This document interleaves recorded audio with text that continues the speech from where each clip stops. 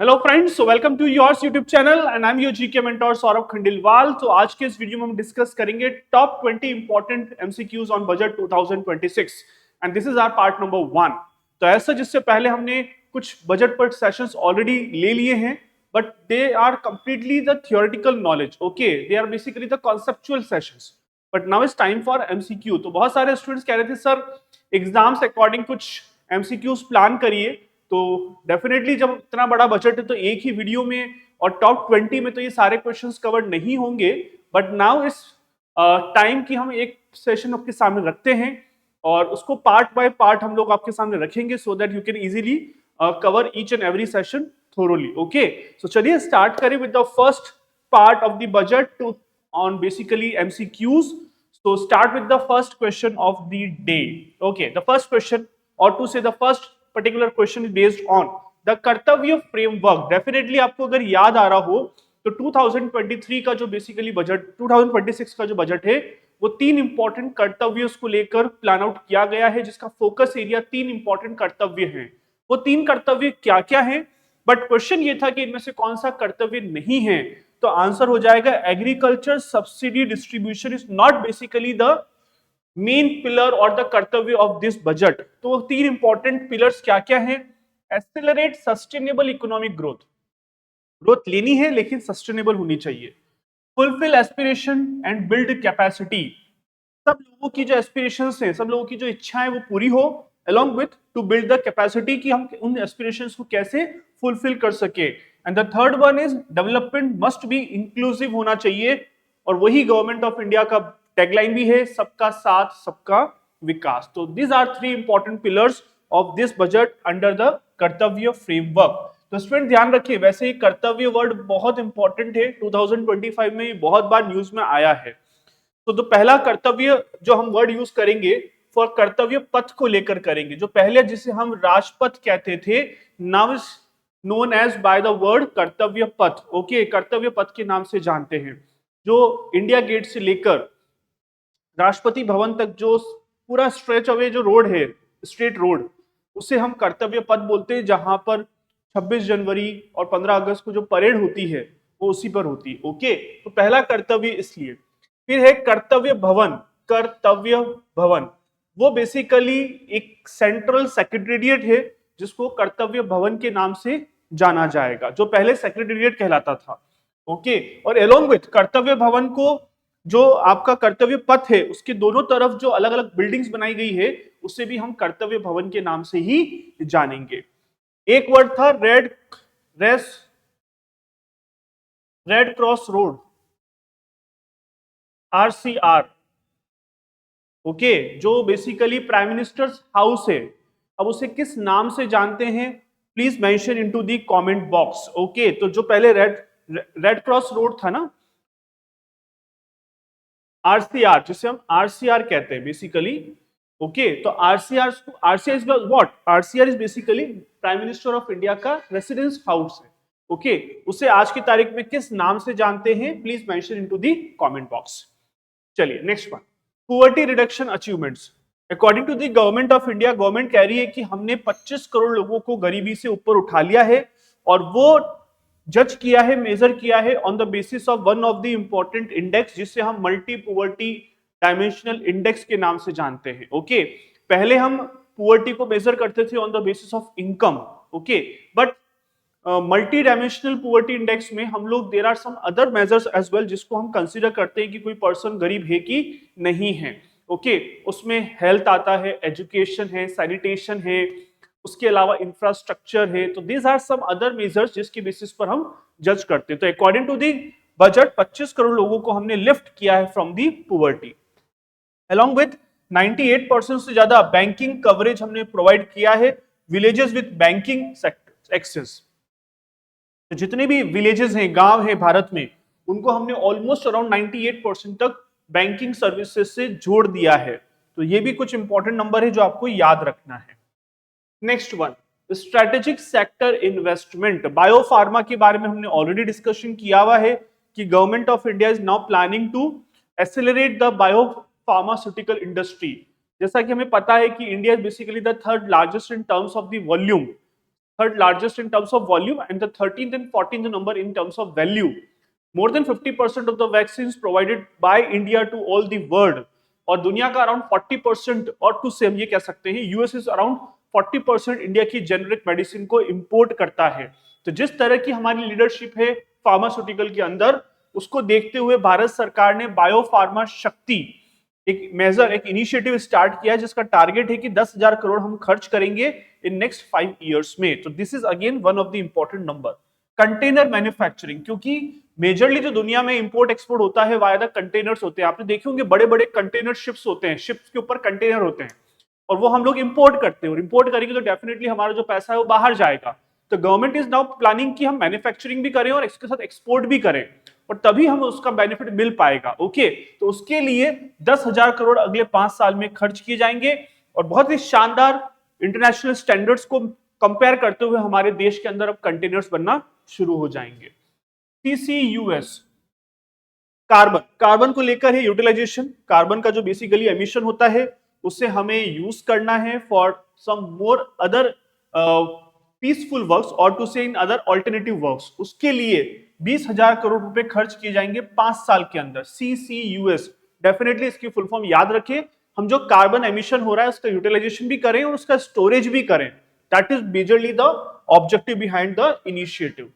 Self reliant India fund, 2,000 crore रुपए खर्च किए जाएंगे for the top up allocation को लेकर। Next one, rare earth corridors initiative. Launch timeline 2025 में रेयर अर्थ एक इनिशिएटिव लिया गया था, परमानेंट मैग्नेट्स को लेकर स्कीम लॉन्च की गई।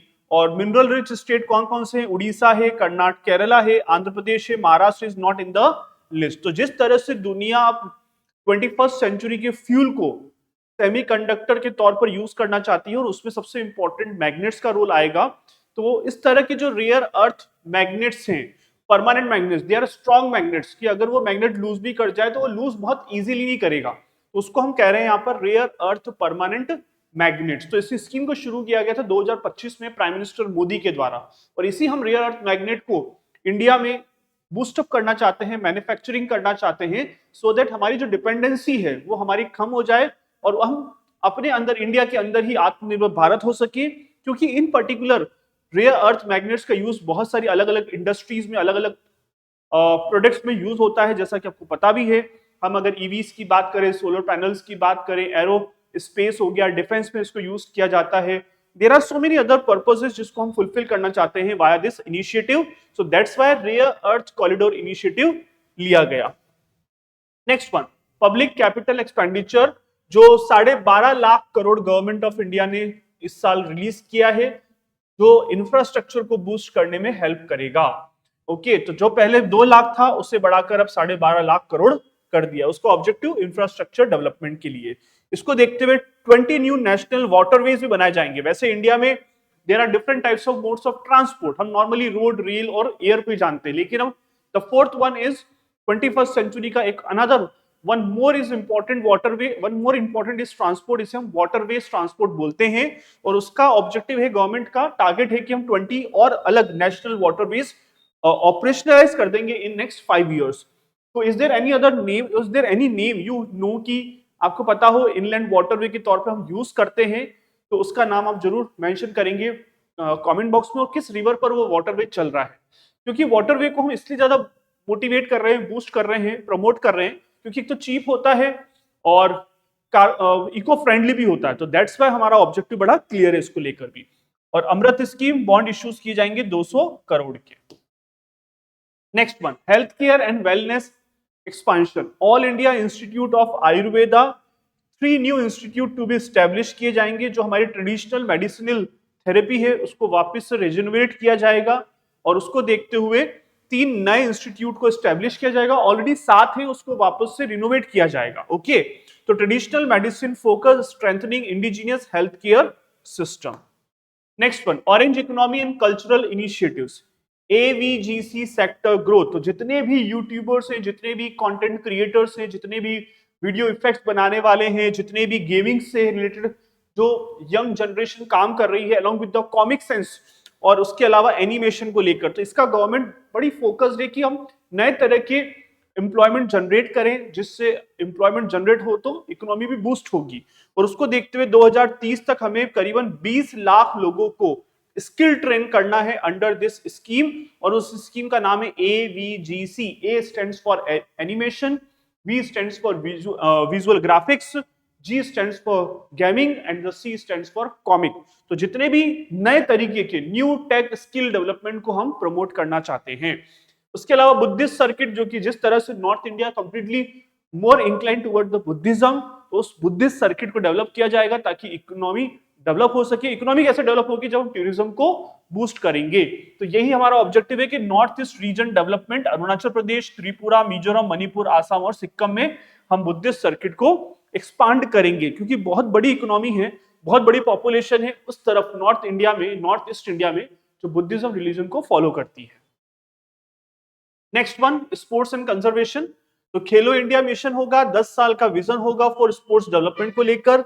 हमें ग्रास रूट लेवल पर प्लेयर्स को तैयार करना है, इंफ्रास्ट्रक्चर देना है, फैसिलिटीज प्रोवाइड करानी है, स्किल्ड कोचेस देने हैं, और एक नेशनल और इंटरनेशनल प्लेटफॉर्म प्रोवाइड किया जाए। उसको देखते हुए खेलो इंडिया मिशन के तहत 10 साल का टारगेट बनाया गया। ग्लोबल बिग कैट समिट पहली बार भारत में होगी, जिसमें 95 कंट्रीज के अलग अलग लीडर्स इस पर्टिकुलर समिट को ज्वाइन करेंगे।